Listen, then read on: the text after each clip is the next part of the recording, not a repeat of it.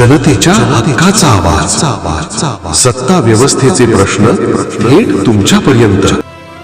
बोल बिनधास्त, चर्चा तर होणारच. इचलकरंजी महानगरपालिका निवडणूक 2026.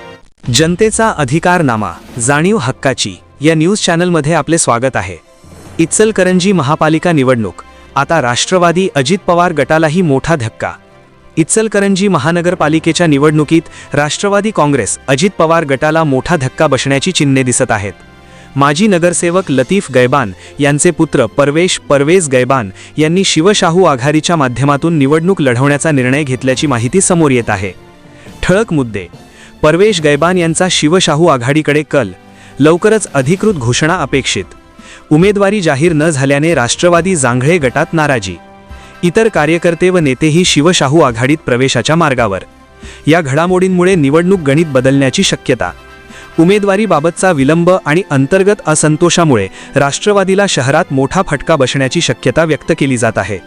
आगामी दिवसांत आणखी प्रवेश व राजकीय हालचाली वाढण्याची चिन्हे आहेत. न्यूज चॅनल प्रतिनिधी श्री सचिन खोंद्रेसह. जनतेचा अधिकारनामा, जाणीव हक्काची या न्यूज चॅनलमध्ये जनतेच्या हक्काचा आवाज, सत्ता व्यवस्थेचे प्रश्न थेट तुमच्यापर्यंत. जाहिराती आणि बातमीसाठी आजच 70 57 87 98 02 शी संपर्क साधावा.